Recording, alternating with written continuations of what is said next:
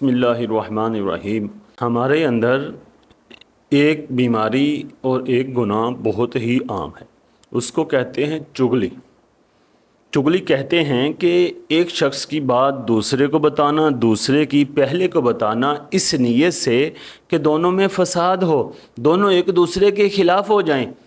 ایسے شخص کو چغل خور کہا جاتا ہے۔ نبی علیہ السلام نے ایسے شخص کی بڑی مذمت فرمائی، حتیٰ کہ نبی علیہ السلام نے کہا کہ چغل خور ہم میں سے نہیں۔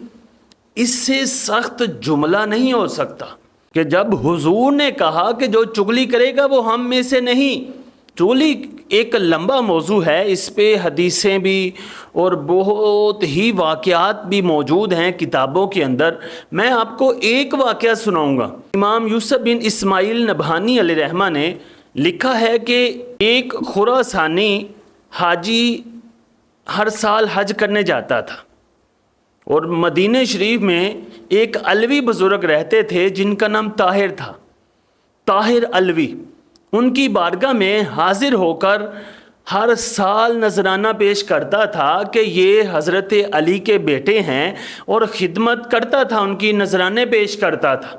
ایک مرتبہ کسی شخص نے اس خراسانی حاجی کو کہا کہ تو جس علوی کو پیسے دیتا ہے وہ شخص بے جا خرچ کرتا ہے، صحیح جگہ پہ خرچ نہیں کرتا۔ اس نے چغلی لگائی، اور اس حاجی کے کان میں جب بات گئی تو اس حاجی نے اس کی بات مان لی، اور طاہر علوی صاحب کو نذرانہ دینا چھوڑ دیا۔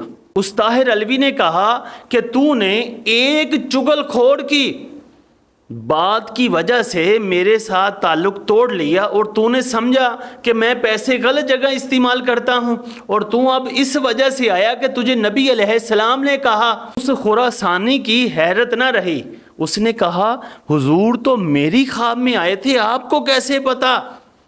اس علوی نے کہا کہ جب تو پہلے سال نہیں آیا تو میں سمجھ گیا تھا کہ تیرے کان میں کسی نے چغلی ڈال دی، تیرے کان بھر دیے کسی نے، اور تو نے اس بات پہ یقین کر لیا، تحقیق نہ کی۔ اور جب تو دوسرے سال بھی نہ آیا تو مجھے صدمہ ہوا کہ یار ایک مومن میرے بارے میں بدگمانی کرتا ہے۔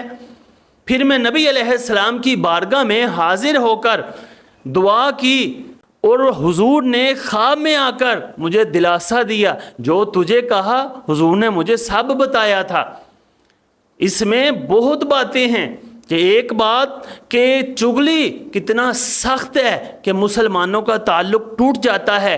چغل خوری کے ذریعے نبی علیہ السلام ناراض ہوتے ہیں، اور ایک سبق یہ ہے کہ نبی علیہ السلام اپنی وفات کے بعد اپنی امت کا خیال رکھتے ہیں، اپنے امتیوں کی مدد کرتے ہیں۔ لہٰذا ہمیں ہر طرح کی برائی سے بچنا چاہیے، چاہے وہ چغلی ہو، چاہے نبی علیہ السلام کے بارے میں کوئی برا عقیدہ ہو۔ اللہ تعالی ہمیں عمل کی توفیق عطا فرمائے۔